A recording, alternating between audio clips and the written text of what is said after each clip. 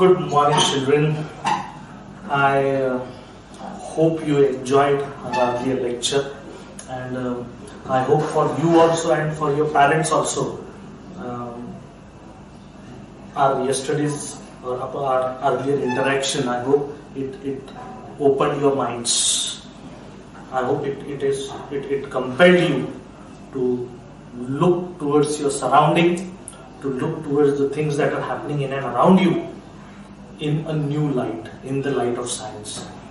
और मैं ये चाहता हूँ कि every time we are interacting, I hope that I am able to tell you something new, and I hope I am as well learning something new from you also. Okay? देखिए, कल हमने in general science के बारे में बात किया, हमारा scientific attitude कैसा डेवलप करना है हमको, how we should approach science, इसके बारे में हमने बात किया. एंड जैसा मैंने आपको कल ही बताया कि with in the realm of science my subject of interest is biology. तो आज हम मेरे सब्जेक्ट के बारे में, आपके सब्जेक्ट के बारे में, हमारे सब्जेक्ट के बारे में हम थोड़ा आज बात करेंगे. Biology you have studied already, लेकिन अब तक कैसा था कि जनरल साइंस आप स्टडी कर रहे थे, एक ही टेक्स्ट बुक था आपको, और उस एक टेक्स्ट बुक में ही आपको बायोलॉजी का पार्ट भी था, केमिस्ट्री का पार्ट भी था, आपके पास फिजिक्स भी था, ये सभी चीजें एक साथ थी. लेकिन now that you have come to higher class, standard 11th में और इसके आगे, the field that you will be studying, the subjects that you will be studying, they will be very accurate. उनका इंफॉर्मेशन जो रहेगा वो बड़ा कॉन्साइज रहेगा, कन्फाइंड रहेगा, रिफाइंड रहेगा. अभी आपको एक सिंगल टेक्स्ट बुक नहीं रहने वाला है कि उसमें फिजिक्स भी आ गया, केमिस्ट्री भी आ गया, वैसा नहीं रहेगा. Biology will be an absolutely separate section, and within biology again there will be again division, further division. जैसा केमिस्ट्री के बारे में अगर हम बात करें, मुझे नहीं समझता वो सब्जेक्ट, लेकिन मेरे कलीग्स मुझे बताते रहते कि केमिस्ट्री में जैसा there is one part called as organic chemistry, there is something called as inorganic chemistry, physical chemistry, अलग अलग प्रकार रहते. तो उसी प्रकार से बायोलॉजी का जो पार्ट है हमारा, बायोलॉजी का जो सब्जेक्ट है हमारा, तो बायोलॉजी का subject it is basically divided into two parts, that is botany and zoology. ये वर्ड्स पता है आपको, you are not hearing them for the first time. And our general understanding is that botany यानी related to plants and zoology is related to animals. So easy, nothing to worry about. I don't agree with that kind of division actually. Okay? मुझे तो ये word भी मुझे inadequate लगता है आजकल. Actually biology ये पिछले 10-15 साल में बहुत इवॉल्व हो चुका है, और धीरे धीरे वो चेंजेस जो है वो आपके सिलेबस में भी फॉर्चुनेटली इनकॉर्पोरेट किए गए हैं. फर्क नहीं पड़ता आप स्टेट बोर्ड से या सीबीएसई से, it doesn't matter, it is the same syllabus.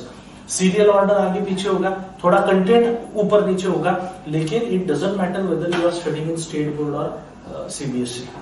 Parents पे खास करके ये ध्यान देना, at least with respect to biology I can very well say it's not about which board you are studying, it's about how you are studying. हमें आज उसके बारे में भी बात करना है. Biology as I told you, मुझे तो बड़ा इनकम्प्लीट टर्मिनोलॉजी लगता है, ये बड़ा इनएडिक्वेट टर्म लगता है मुझे. The term that generally I prefer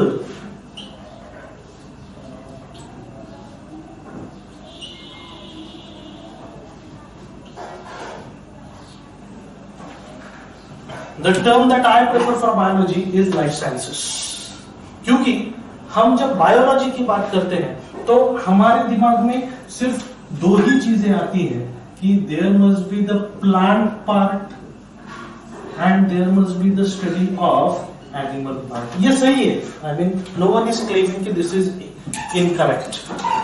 ये इनकरेक्ट नहीं है, लेकिन ये इनकम्प्लीट जरूर है. आप अगर स्टैंडर्ड 11th में आ रहे हैं, स्टैंडर्ड 11th में आप अगर because basically we will be catering more towards the NEET examination. मुझे आपको NEET का भी थोड़ा information आज देना है. Because we will be catering for this NEET examination. Naturally NEET के जो सवालों का language है, the language of that exam is basically related to NCERT textbook. तो NCERT textbook में अगर आप देखेंगे तो standard 11th में जो 22 chapters है, they have been divided into 5 different sections. पहला सेक्शन जो है, पहले सेक्शन में ही आपको ये दोनों चीजें मिलेंगी. आपको चैप्टर नंबर 3 है in the form of plant kingdom, chapter number 4 है in the form of animal kingdom. कितना प्रॉपर डिफरेंशिएशन और डिस्टिंग्विशन है. लेकिन you need to understand as you go through your complete syllabus of standard 11 आपके ध्यान में आएगा कि yes we will be studying. We कह रहा हूं मैं, सिर्फ आपको नहीं स्टडी कर रहा है, मुझे भी आपके साथ स्टडी करना है. As we will be studying biology, we are not just studying plant kingdom and animal kingdom. We are not just studying plants and animals. इनके बारे में जब हमको स्टडी करना है, हमें इनका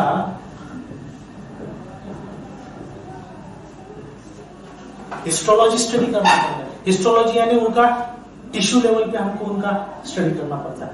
प्लांट के टिश्यूज कौन से अलग अलग आपको पता है, स्टैंडर्ड 9 में आपने पढ़ा है, अभी आपको याद नहीं आ रहा है. देखो ये कितनी गड़बड़ वाली बात है. मैंने कल ही आपको बताया कि education is what is left with you after you leave your classroom. अभी 9th 10th का, इवन आपको अगर मैंने 10th का कुछ सवाल पूछा तो आपको शायद जवाब नहीं आएगा. क्यों? क्योंकि हमारे सिस्टम ने ही आपको ऐसा मोल्ड करके रखा हुआ है, ऐसा ढाल के रखा हुआ है कि मुझे जो भी पढ़ना है वो सिर्फ एग्जाम के हिसाब से पढ़ना है. हमारा एटीट्यूड कैसा रहता है देखिए. ओके, एग्जाम खत्म हो गया, अभी वो मेरे दिमाग में है या नहीं इंफॉर्मेशन, इट डजंट मैटर. ये कितना डेंजरस बात है. लेकिन देखिए आज अगर मैंने आपको बताया, पूछा कि चलो मुझे बताओ प्लांट में मिलने वाले 1-2 टिश्यूज बताओ, आपको नहीं आ रहे. ओके, क्यों नहीं आ रहे आपको? आपने तो इससे पहले स्टडी किया है, लेकिन आपका स्टडी जो था वो नॉलेज बेस्ड नहीं था, वो एग्जाम बेस्ड था, वो मार्क बेस्ड था. और इसके लिए आप जिम्मेदार है, लेकिन आपका लास्ट नंबर आता है उसमें. फर्स्ट नंबर जो आता है वो हमारे एजुकेशन सिस्टम का आता है. People who are involve in that, उनका नंबर आता है. पेरेंट्स का भी उसमें, I blame parents, I am sorry to say that, I blame parents, कि पेरेंट्स का भी डिजायर और उम्मीद उनका इतना ही रहता है कि बाबा एग्जाम रिलेटेड अगर इसको नॉलेज है काफी है. लेकिन आप सोचिए हमारी सिटी में आजकल मेट्रो वगैरह और हाईवेज का इतना अच्छा काम चल रहा है. सपोज कोई इंजीनियर है और ये मेट्रो का एलिवेशन कैसा बनाना है या उसका कर्व कैसा ये करना है, उससे रिलेटेड अगर उसको वो इंजीनियर को अगर पूछा गया, आप अगर वो इंजीनियर है और आपको अगर किसी हायर अथॉरिटी ने, किसी मिनिस्टर ने पूछा कि अरे ये यहां से तो ये ऐसा टर्न लेना है हमको, तो ये टर्न का एंगल कैसा रहेगा, और अगर हमने ऐसा एंगल लिया कंसिडरिंग कि हमारा मेट्रो इस स्पीड से जाने वाला है, तो ये एंगल कैसा लेना चाहिए ताकि it will be safe for the metro, it will be safe for the people who will be commuting through the road. आपने तो स्टडी किया हुआ है, आप अच्छे इंजीनियर हैं. आप क्या बोलेंगे, सर मैंने ये स्टडी किया हुआ है लेकिन वो मैंने 2nd या 3rd ईयर में स्टडी किया हुआ है, तो अभी तो मेरा इंजीनियरिंग होके 6-8 साल हो गए, मुझे अभी याद नहीं आ रहा है. Does that make you a good engineer? बात है नहीं. Okay, I hope you are thinking on this line. आप डॉक्टर हैं, मैं एज ए पेशेंट आ गया, आपने मुझे चेक किया, आप बोले हाँ सर मुझे सिम्टम्स तो समझ में आ गए आपके, कोई बात नहीं, लेकिन ना ये सिम्टम वाला जो डिजीज है, जो इन्फेक्शन है, वो मैंने ना 10 साल पहले सीखा था सर, जब मैं कॉलेज में था, मेडिकल कॉलेज में था. अभी 10 साल हो गए तो मुझे ना एग्जैक्टली ऐसा याद नहीं आ रहा कि ये डिसीज को क्या कहते. आप एक काम करो, आप कल वापस आओ, मैं तब तक ना वो बुक में से थोड़ा पढ़ लेता हूँ और कल आपको बताता हूँ कि आपको कौन सा डिसीज हुआ है और उसके लिए फिर कौन से टेस्ट करने और कौन से दवाइयाँ लेनी.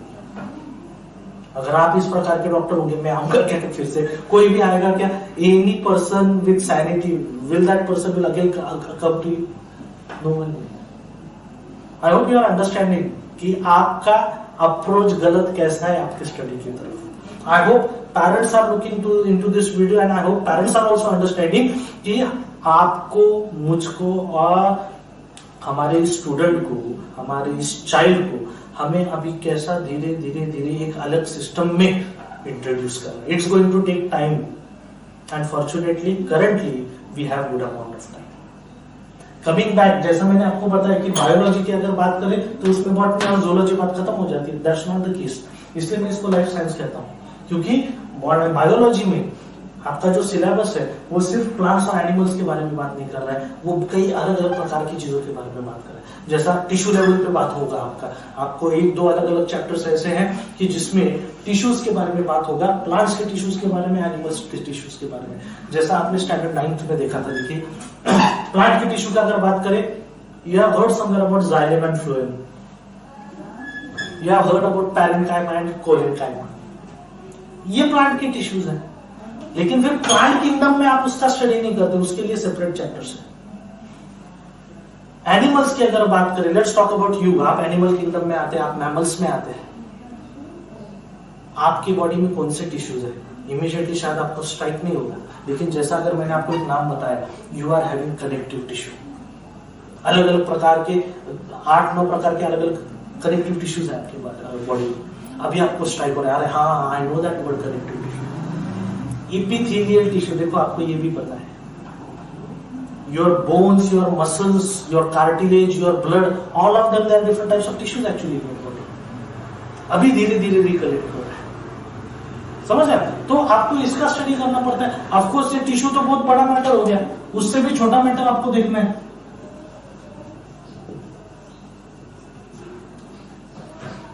With in this subject of biology आपको सेल बायोलॉजी की स्टडी करना है, आपको माइक्रोबायोलॉजी, अलग अलग प्रकार के माइक्रोब्स, ऐसे माइक्रोब्स जो हमें इन्फेक्ट करते हैं, ऐसे माइक्रोब्स जो प्लांट्स को इन्फेक्ट करते हैं, ऐसे माइक्रोब जो अलग अलग प्रकार के इन्फेक्शंस प्रोड्यूस करते हैं, but at the same time ऐसे माइक्रोब्स जो हमको हेल्प करते हैं। हेल्प करने वाले भी माइक्रोब्स रहते हैं, अच्छे ह्यूमन वेलफेयर से रिलेटेड भी माइक्रोब्स रहते हैं, but that is a complete different branch that comes under biology. It is called as microbiology. There is something called as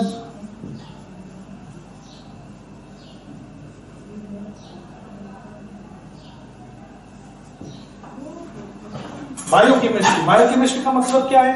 आप जब ये वर्ड्स सुनते हैं, मैंने खाना खा लिया सपोज, लेकिन when you are consuming any food, specifically अगर आप कोई पैक्ड फूड अगर खा रहे हैं, तो पैक्ड फूड पे उन्होंने कंटेंट लिखा हुआ रहता है कि इसमें कार्बोहाइड्रेट्स कितने हैं, इसमें प्रोटीन्स कितने हैं, इसमें फैट्स, फैटी मटेरियल कितना है, विटामिन्स क्या है, मिनरल्स क्या है। ये सभी चीजें जो है ये केमिकल से, ध्यान में रखें, लेकिन ये ऐसे केमिकल्स हैं जो आपके बॉडी में जाने वाले हैं और आपके बॉडी को एनर्जी प्रोवाइड करने वाले हैं। Bio is living life. हम केमिकल्स की बात करें, लेकिन ये ऐसे केमिकल्स हैं जो आपके लाइफ से जुड़े हुए हैं। They are biochemicals, they are called as biomolecules. हमने एक सेपरेट चैप्टर है कॉल्ड एज बायोमॉलिक्यूल्स, और ये चैप्टर की खासियत ऐसी आगे जाके आपको समझ में आएगा। बायोमॉलिक्यूल्स नाम का चैप्टर ये बायोलॉजी सब्जेक्ट में भी है और आपके केमिस्ट्री सब्जेक्ट में भी है, because it is an amalgamation, it is a combination of life living material also and chemical material also. तो बायोकेमिस्ट्री एक सब्जेक्ट हो गया। आप अगर डीएनए, आरएनए इनकी बात कर रहे हैं तो that comes under molecular biology. आजकल हर जगह पे हम कोरोना के बारे में सुन रहे हैं, हम डरे हुए हैं, हम सहमे हुए हैं, हमको पता नहीं how the future is looking. लेकिन ये अलग अलग प्रकार के डिजीजेस के बारे में भी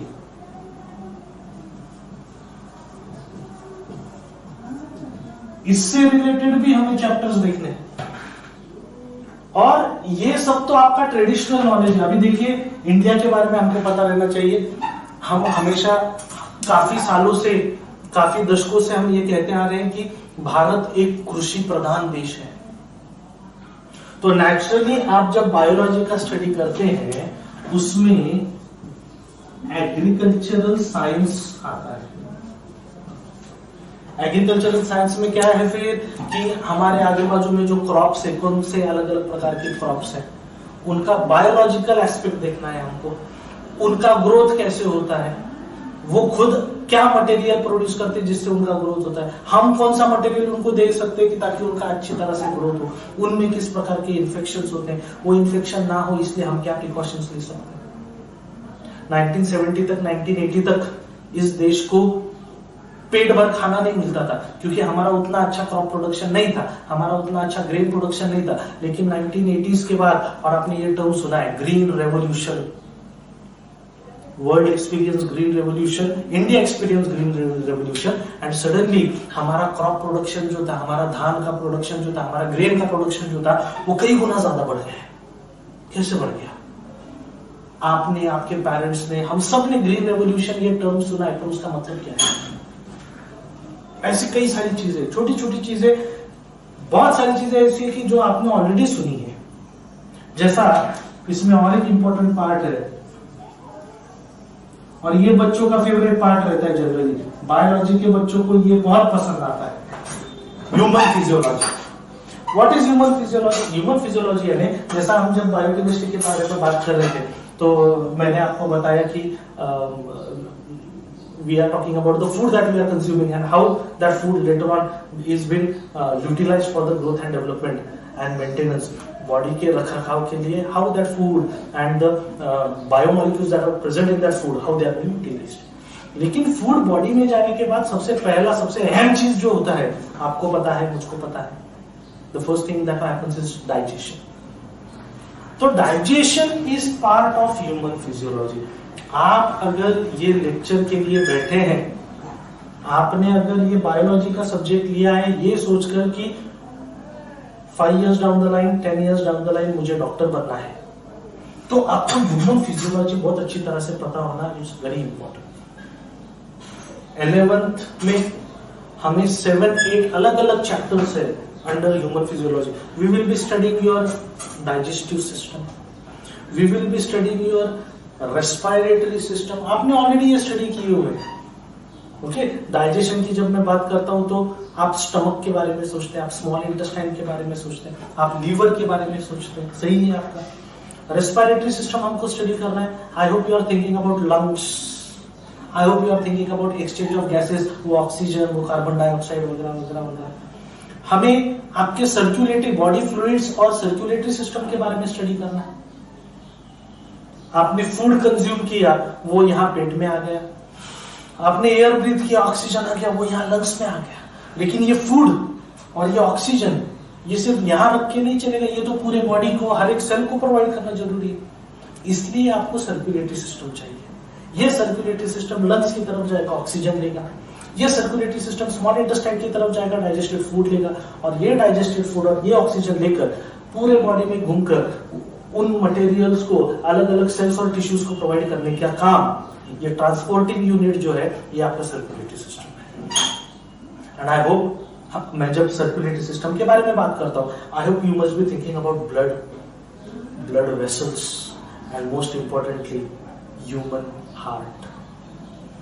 तो वो एक चैप्टर है हमको। मैंने डाइजेशन के बारे में बात किया, मैंने रेस्पिरेशन के बारे में बात किया, मैंने सर्कुलेशन के बारे में बात किया। एक्सक्रीशन का एक पार्ट है बॉडी में, while all these things are happening, body में कुछ अनवांटेड वेस्ट तैयार होता है, वो ब्लड में रहता है, ब्लड को फिल्टर करना पड़ता है, और वो वेस्ट सेपरेट करके, सेग्रीगेट करके, उसको डाइल्यूट करके in the form of urine बाहर फेंका जाता है।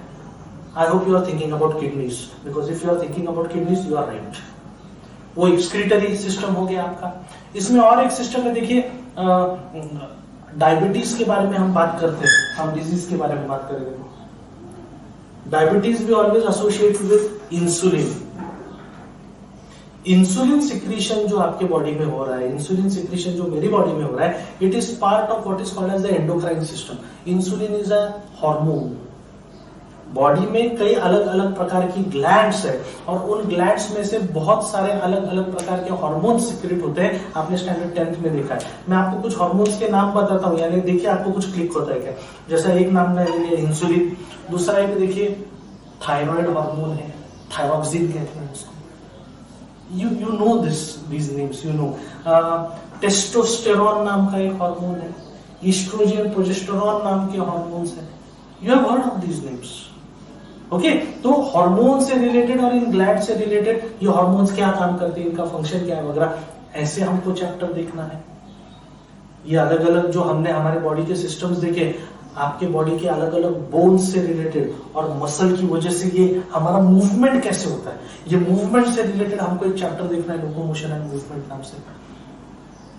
हार्मोन्स के अलावा एक बहुत इंपॉर्टेंट सिस्टम रहेगा देखिए आपके बॉडी का, सबसे मेन ऑर्गन का तो हमने बात ही नहीं किया। ब्रेन है, स्पाइनल कॉर्ड है, नर्व्स है, न्यूरॉन्स है, all of them together they form the nervous system. Nervous system का हमको बात करना है काफी डिटेल में, and considering that you are aspiring to become doctors, NEET में ये जो टॉपिक है ह्यूमन फिजियोलॉजी का, और ये ह्यूमन फिजियोलॉजी के अंदर ये जो 6-7 चैप्टर्स आते हैं, अनगिनत प्रकार के बहुत सारे और बहुत ही मजेदार और इंटरेस्टिंग सवाल इसके बारे में पूछे जाते हैं। I hope you are getting excited because I love this part.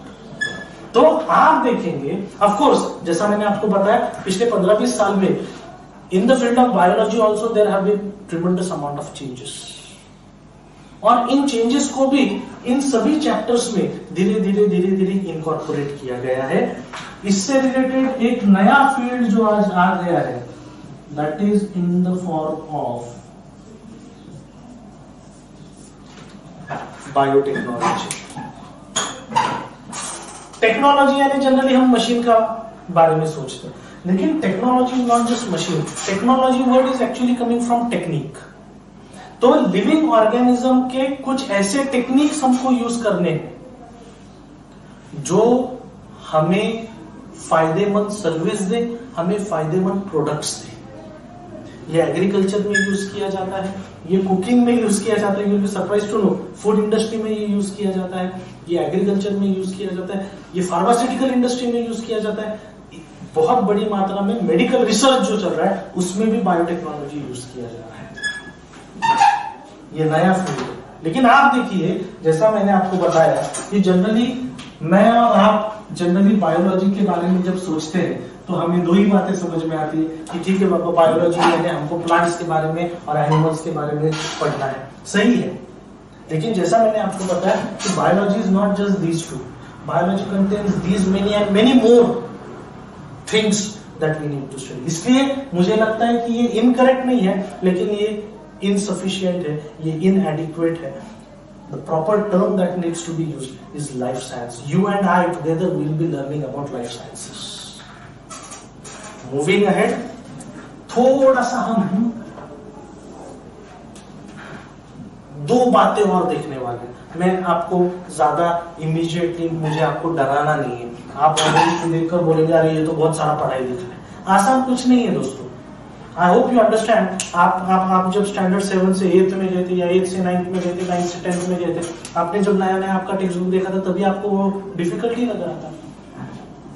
आज अगर एट दिस मोमेंट अगर मैंने आपके सामने 10th का टेक्स्ट बुक रख दिया तो आपने एक साल पहले जितना डर से उस टेक्स्ट बुक की तरफ देखा था, मुझे नहीं लगता आप अभी उतने डरे हुए रहेंगे when you are looking at the same text book. तो we need that duration in between to go through all this material. समझ गए आप? इसलिए डरिए मत, ओके? और आप तो टीवी देखते हैं, आपको पता है डर के आगे जीत है, ओके? तो we have to move। आप और मैं मिलकर हमको यही करना है, हमको डर के आगे जीत की तरफ जाना है। हमारी जीत किधर है? लेकिन हमारी जीत इधर है।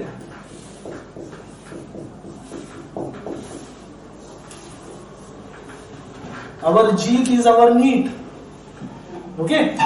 आपके पेरेंट्स अगर बैठे होंगे अब ये लेक्चर देखने के लिए, वेल एंड गुड। अगर नहीं होंगे तो आप प्लीज उनको बुला लीजिए। आपको आगे जाके इंजीनियरिंग भी करना होगा, even if you are not interested in medical stream, you should call your parents because they in general should know about this entrance exams. एक बात ध्यान में रखिए, अभी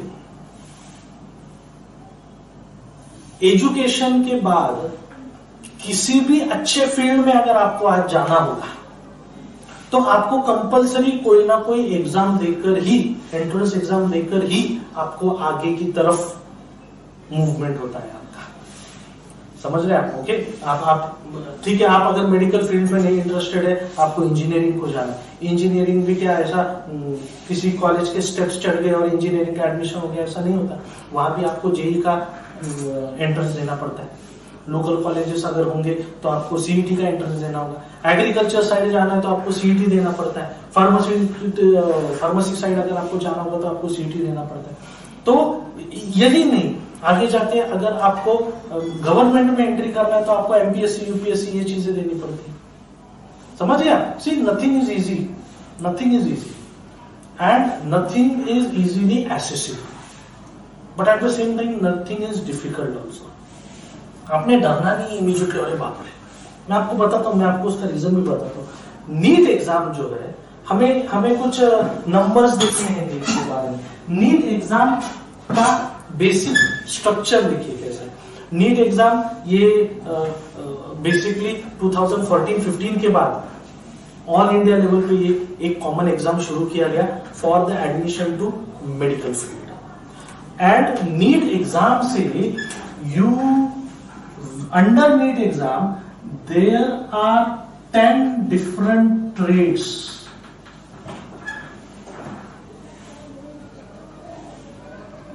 for admission in the medical field। 10 अलग अलग ट्रेड्स। इसका मतलब क्या हुआ? देखिए, नीट का एग्जाम क्लियर किया यानी आप एमबीबीएस को जाएंगे, ऐसा नहीं है, ऐसा नहीं है। इसका मतलब सिर्फ एमबीबीएस से एक ही फील्ड नहीं है। एमबीबीएस के अलावा I hope you understand there is BAMS, there is BHMS, there is BDS dental, there is BSc nursing, there is physiotherapy, there is prosthetics, there is something called as speech and audio impairment therapy। तो ऐसे अलग अलग प्रकार की 10 अलग अलग stream से देखिए under medical field there are 10 different avenues जो आपको ओपन हो जाते हैं जब आप नीट एग्जाम देते हैं। नीट एग्जाम पहले कैसा होता था? हर एक स्टेट, जैसा महाराष्ट्र है, कर्नाटका है, आंध्रा है, यूपी है, एमपी है, ये अपने अपने इंडिविजुअल एंट्रेंस एग्जाम देते थे। जब मैं स्टूडेंट था तो मैंने महाराष्ट्र का सीईटी दिया था। ओके, अभी वैसा नहीं है। अभी कैसा है? एक यूनिफॉर्म एक ही एंट्रेंस दिया जाएगा। इंडिया के हर एक student who wants to after 12 who wants to go into medical field एक ही कॉमन एग्जाम देगा। इसके पॉजिटिविटीज देखेंगे हम पहले। इसका पॉजिटिविटी ऐसा है कि number of seats that are available वो बढ़ गए। क्योंकि पहले कैसा था, अगर सिर्फ महाराष्ट्र के बारे में आप सोचेंगे तो पहले सिर्फ महाराष्ट्र की सीट्स थे अवेलेबल आपको, जब आप सिर्फ महाराष्ट्र लेवल के एंट्रेंस दे रहे थे। अभी कैसा है? अभी आपको महाराष्ट्र की सीट्स भी अवेलेबल है और बाकी के स्टेट्स की भी अवेलेबल है। तो जैसे मेरे पहचान के काफी सारे लोग हैं जो रहते तो महाराष्ट्र में, लेकिन उनको एडमिशन महाराष्ट्र में नहीं लेना है, उनको साउथ इंडिया में एडमिशन लेना है, साउथ इंडिया के कॉलेजेस में लेना है, या स्पेसिफिकली नॉर्थ इंडिया के किसी कॉलेज में एडमिशन लेना है। तो now those avenues are much clearly open for you. समझ गए? लेकिन उसमें कैच भी है। कैच ऐसा है कि जैसे सीट्स बढ़ गए हैं, अभी नंबर ऑफ स्टूडेंट्स भी बढ़ गए हैं। समझ गए आप? जैसा ये साल we are talking about 2020, this year approximately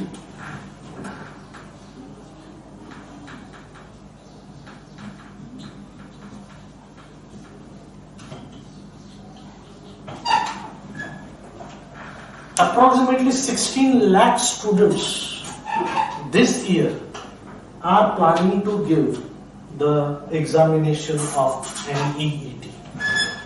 ये 3 मई को ये एग्जाम होना था, शेड्यूल्ड था, लेकिन अभी because of all this pandemic it has been postpone indefinitely. We don't know exactly कब ये एग्जाम होगा, we don't have a fixed date now, लेकिन of course that is necessary. Health is more important and as we are hearing again and again, जान है तो जहान है।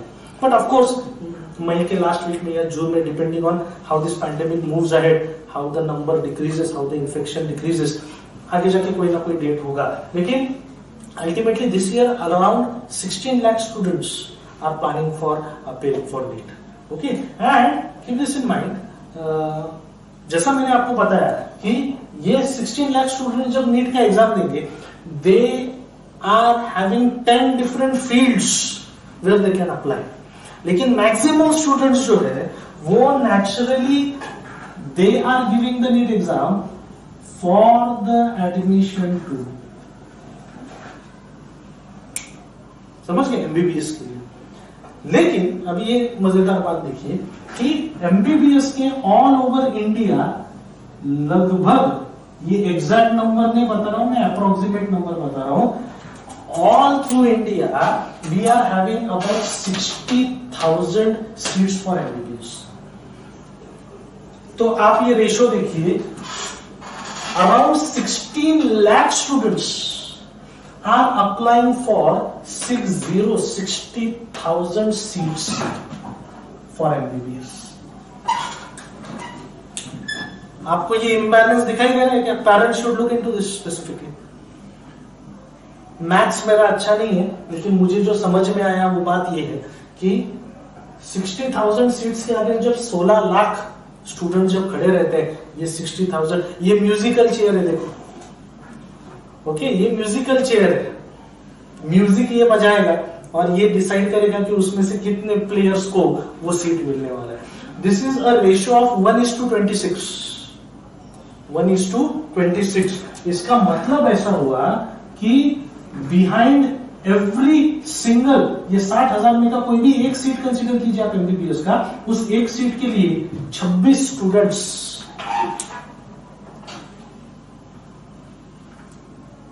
लड़ाई करने वाले, अटेम्प्ट करने वाले, आप उन 26 में से एक हैं, ध्यान रखिए। तो अभी मेरा, आपका, मेरे कलीग्स का, पेरेंट्स का, आपके, हमारी कोचिंग इंस्टीट्यूट का, हम सबका काम यह है कि इन 26 लोगों में जब आप खड़े हैं, आपका नंबर उधर 25th 26th नहीं रहना चाहिए, आपका नंबर उधर 17th 18th नहीं रहना चाहिए। You should be the first person to bring this seat. ये अपने आप नहीं होने वाला, ये जादू नहीं है, समझ गए आप? इसके लिए हमको मेहनत ही करना पड़ेगा। There has to be work, good amount of work, hard work. Keep this in mind. Okay? Just in general मैं पर्सपेक्टिव दे रहा हूं, डरने की जरूरत नहीं है, समझ रहे हैं? Okay, moving ahead. और तो ये जब इस प्रकार का रेशो जब है यहाँ पे, आई होप यू अंडरस्टैंड, इतने सारे स्टूडेंट्स में से अभी ऑफ कोर्स ये 60,000 स्टूडेंट एमबीबीएस को चले गए, तो फिर बाकी के 15,40,000 स्टूडेंट क्या अभी खाली बैठेंगे? ऐसा नहीं है। एमबीबीएस नहीं मिल रहा है तो बीएचएमएस मिल सकता है, बीएएमएस मिल सकता है, बीडीएस मिल सकता है। मेरे बहुत सारे स्टूडेंट्स ऐसे कि जो जब एग्जाम देते हैं वो स्पेसिफिकली उनको बीएएमएस करना है, बीएचएमएस ही करना है, नर्सिंग को ही जाना है, डेंटल को ही जाना है। मेरी खुद की एक कजिन, उसने 3 साल पहले जब ये एग्जाम दिया था, उसको इसमें से कुछ नहीं चाहिए था, उसको specifically speech and audio therapy के लिए जाना था। लास्ट ईयर मेरी वाइफ की कजिन एक थी, उसने जब ये एग्जाम दिया, उसको स्पेसिफिकली बीएससी नर्सिंग के लिए ही जाना था, इसलिए उसने एग्जाम दिया। तो 60,000 बच्चों को तो एमबीबीएस का सीट मिल गया, बाकी के 15.5 लाख लोग खाली बैठ गए, उनको कुछ नहीं मिला, ऐसा नहीं होता। Everyone moves towards different trades. तो इसलिए मैं आपको ये बता रहा हूं कि विंडो बहुत बड़ा है आपके पास, समझ गए? ओके, ऑफ कोर्स ये आप रेशियो अगर देखेंगे, और ये रेशियो सिर्फ नीट में रहता है ऐसा नहीं। आप में से कुछ लोग सोचेंगे यार नीट नहीं देंगे फिर जेई की तरफ जाएंगे या ये वाला एंट्रेंस। देखिए, आप किसी भी प्रकार के एंट्रेंस में जाएंगे वहां पे ऐसा ही रहने वाला है, सीट एक रहेगा, उस पे जंप करने वाले 100 रहेंगे। आपके पेरेंट्स को पूछा आजकल एम्प्लॉयमेंट का क्या चल रहा है मार्केट में, वो आपको बताएंगे अच्छी बात है, मुझे उसकी तरफ नहीं जाना है। लेकिन क्योंकि आज सिनारियो इन जनरल ऐसा हो गया है, इसलिए आपको पता रहना चाहिए कि इन सभी एंट्रेंस एग्जाम का, वो जेई रहे, नीट रहे, सीईटी रहे, यूपीएससी रहे, एमपीएससी रहे, इन सभी एग्जाम्स का आज मेन ऑब्जेक्टिव क्या है? It is not selection. The main objective of NEET exam is not selection, it is elimination. इतनी बड़ी मात्रा में जब स्टूडेंट्स अप्रोच कर रहे हैं, मैक्सिमम स्टूडेंट्स को कैसे बाजू में किया जाए एंड बेस्ट स्टूडेंट्स को कैसे एब्सॉर्ब किया जाए, इसलिए ये एग्जाम में ध्यान में रखिए। And we have to be among the cream, we have to be among the best students. ये एग्जाम का, इसलिए ये एग्जाम का ढांचा कैसा है देखिए, ये नीट एग्जाम जो है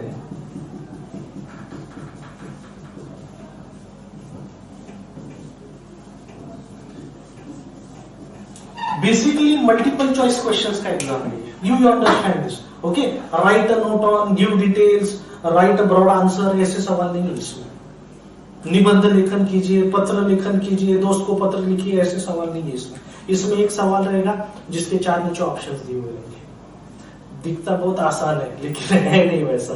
ओके, आगे धीरे धीरे आपको ध्यान में आएगा. तो एमसीक्यूज बेस्ड सवाल एग्जामिनेशन है. Basically there are 180 questions. 180 question. इनका ब्रेकेज कैसा है, ये 180 क्वेश्चंस जो है इसमें के 45 क्वेश्चंस ये फिजिक्स के होंगे, अगले 45 क्वेश्चंस ये केमिस्ट्री के होंगे. 45 प्लस 45 90 हो गए. 180 में से 90 चले गए, यानी major chunk of questions are going to be from biology. समझ गया आप when you are entering into standard 11th, आपने ऐसा नहीं सोचना चाहिए कि मुझे मेडिकल फील्ड में जाना है तो वहां पे मुझे बहुत अच्छा बायोलॉजी का पढ़ाई करना है, मुझे बायोलॉजी पसंद है, मैं बहुत मेहनत करूंगा. सब सही है, लेकिन आपका एडमिशन सिर्फ बायोलॉजी से नहीं होने वाला. Physics and chemistry are equally important. ये मैं पहले ही बता रहा हूं ताकि आपका अप्रोच टुवर्ड्स द स्टडी सही रहे. पेरेंट्स को ने भी ये ध्यान में रखना है. ओके, तो अभी आप इनको किसी भी ऑर्डर में ये कर सकते हैं, सॉल्व कर सकते हैं. आपको फिजिक्स ज्यादा पसंद है, पहले फिजिक्स सॉल्व करो. केमिस्ट्री ज्यादा पसंद है, केमिस्ट्री सॉल्व करो. Whatever you have to decide. आगे जाके हमारे इंस्टीट्यूट का यही काम है कि धीरे धीरे आपको कैसे ट्रेन किया जाए ये सब सॉल्विंग में, और कैसे आपको अलग अलग ट्रिक्स बताए जाए ताकि कम से कम टाइम में आप मैक्सिमम आउटपुट दे सके. क्योंकि हम टाइम की बात करें तो हमको ड्यूरेशन भी पता रहना चाहिए. This exam you have to give in 3 hours. Okay, यानी जनरली बच्चे सोचते कि 1 घंटा ये करूंगा, 1 घंटा ये करूंगा और 1 घंटा ये करूंगा. वैसा नहीं होता है जनरली. आइडियली वैसा हुआ तो बहुत अच्छी बात है, इट डजंट हैपन. समझ गया. ओके, इसके आगे और बात ऐसी है कि total this exam is for 720 marks. If you divide 720 by 180, 180 सवाल 720 मार्क के लिए है. इसका मतलब ऐसा होता है कि each question is for 4 marks. चाहे वो फिजिक्स का रहे, केमिस्ट्री का रहे, फर्क नहीं पड़ता. Each of these questions is for 4 marks. तो 180 इंटू 4 बिकम्स 720 मार्क्स का ये एग्जाम है. और इसमें नेगेटिव मार्किंग है, प्लीज ध्यान में रखिए. For any correct answer you get +4 marks. But if you give an incorrect answer, अगर आपने गलत आंसर दे दिया तो आपका -1 हो जाएगा. ओके, यानी आप देखिए, अगर आपने 4 सवाल बराबर टिक किए तो 4 4 जा 16, या आपने 5 सवाल बराबर आंसर किए तो 5 4 जा 20 मार्क्स टोटल हो गया. लेकिन छठा सवाल अगर आपका गलत आ गया तो 20 -1 हो जाएगा, यानी आपका टोटल टैली होगा 90. इसमें अभी पेरेंट्स ने और स्टूडेंट्स ने ये समझना है कि अगर मुझे किसी सवाल का डाउट है या किसी सवाल का आंसर मुझे पता ही नहीं है, तो हम पहले कैसा करते थे. आपने इससे पहले भी एमसीक्यूज का एग्जाम कहीं ना कहीं दिया है स्कूल लेवल पे. हम पहले कैसा करते थे, ठीक है यार कुछ ना कुछ अपन टिक कर देंगे, सही आया तो सही आया, नहीं तो कुछ नहीं. यहाँ पे आप वैसा नहीं कर सकते क्योंकि यहाँ पे नेगेटिव मार्किंग है. तो if you don't have any idea of the answer of any given question, it's better कि यू लीव दैट क्वेश्चन. अगर आपने किसी सवाल का कोई भी आंसर, कोई भी ऑप्शन टिक नहीं किया तो वो कंसिडर नहीं किया जाएगा. उस पे -1 नहीं होगा. That will be considered as 0, untouched. समझ गए. लेकिन इसका मतलब ऐसा भी नहीं कि मैक्सिमम सवाल ऐसे ही छोड़ दो. Okay, that is not what we are looking forward for. हमारा क्या रहेगा, हमारे मैक्सिमम आंसर्स करेक्ट रहने चाहिए और इनकरेक्ट आंसर या एम्प्टी छोड़े हुए आंसर्स ये हमारे मिनिमम रहने चाहिए। फिजिक्स, केमिस्ट्री और बायो ये तीनों में हमारा यही एम रहेगा। समझ रहे हैं आप? जनरली मई के महीने में, ये साल तो डिस्टर्ब हो गया, लेकिन जनरली मई के महीने में ये एग्जाम होता है। इस प्रकार का आपको एग्जाम देना पड़ता है, मल्टीपल चॉइस क्वेश्चन है उसमें, और ये एग्जाम मई के महीने में होने के बाद जून एंड तक उसका रिजल्ट आ जाता है। वो एमसीक्यू से देखिए, वहां पे आपको जस्ट जो भी आपको करेक्ट आंसर रहेगा A, B, C, D, आपको जो भी करेक्ट आंसर रहेगा वहां पे उन्होंने ऐसे राउंड सर्कल्स दिए हुए रहते हैं। आपको जो आंसर सही रहेगा उसको आपको डार्क करना पड़ता है। इसको OMR शीट कहते हैं। ओके, उसमें ये मैग्नेटिक इंक यूज किया जाता है। तो आगे क्या होता है, ये ऑटोमेटिकली चेक हो जाते हैं मशीन में, तो रिजल्ट काफी जल्दी आता है। और फिर आपका रिजल्ट लेकर आपको एक स्टेट रैंक मिलता है और एक नेशनल रैंक मिलता है, और फिर आप उस स्टेट रैंक के अनुसार और उस नेशनल रैंक के अनुसार आपका एडमिशन ओपन हो जाता है। कंटिन्यूअसली उनका जो वेबसाइट है वो आपको सभी डिटेल्स देता रहता है कि अगर आपको इतने मार्क है तो आप किस कॉलेज के लिए एलिजिबल है, आप कहाँ अप्रोच कर सकते हैं, आप MBBS को कर सकते हैं या कहाँ पे कर सकते हैं, BMS को कर सकते हैं। ये सभी चीजें इन डिटेल, डरना नहीं है, पेरेंट्स से स्पेसिफिकली डरना नहीं है, ये सभी चीजें वहां पे रहती है। इतना ही है कि आपके अलग अलग सर्टिफिकेट्स आपने तैयार रखने चाहिए, जैसा आपका कास्ट सर्टिफिकेट रहता है, ओके, क्योंकि इसमें रिजर्वेशन वगैरह ये सब चीजें हैं। इकोनॉमिक रिजर्वेशन है तो आपका creamy layer, non creamy layer, national domicile वगैरह ये सभी चीजें धीरे धीरे, और ये पेरेंट्स का मेन काम है, उन्होंने ये सभी डॉक्यूमेंट्स ठीक से, नहीं तो क्या होता है सडनली ये एग्जाम के आसपास बहुत भीड़ हो जाती है, कास्ट वेरिफिकेशन के लिए, कास्ट डॉक्यूमेंट्स के लिए वगैरह बहुत भीड़ हो जाती है। तो इससे अच्छा है कि पेरेंट्स ने अभी थोड़ा थोड़ा अपना वक्त निकाल कर ये सभी अपने बच्चों के लिए, टू सिक्योर देयर फ्यूचर, ये चीजें कर लेनी चाहिए। समझ गया? Okay, I just want you to think over this today. हम यहाँ पे रुक जाएंगे। Today we have just started talking about biology as well as the NEET exam that we will be concentrating upon. Okay, लेकिन इससे related कुछ सवाल है। पेरेंट्स ये सोचने लगते हैं सर अगर हम पूरा नीट ही कर रहे हैं तो फिर बोर्ड के एग्जाम का क्या होगा। ये बहुत सारे सवाल है आपके मन में, मुझे भी पता है। इसके अलावा अगर कुछ सवाल होंगे तो you can always contact our institute. फिलहाल आप और मैं डायरेक्टली आमने सामने बैठकर अक्रॉस द टेबल तो बात नहीं कर पा रहे, लेकिन ओवर द फोन इंस्टीट्यूट में, इंस्टीट्यूट थ्रू मेरे साथ आपका मेरा बात हो ही सकता है। ओके, तो कुछ सवाल आपके मन में आने वाले, आप थोड़ा इसके बारे में सोचिए। अलग अलग सवाल जो आपके मन में आने वाले हैं, हम अगले लेक्चर में उसको इन डिटेल में बात करेंगे, and plus we will move ahead with the stream of biology. I hope you are enjoying the lectures. See you in the next lecture. Stay safe, stay healthy. Thank you very much.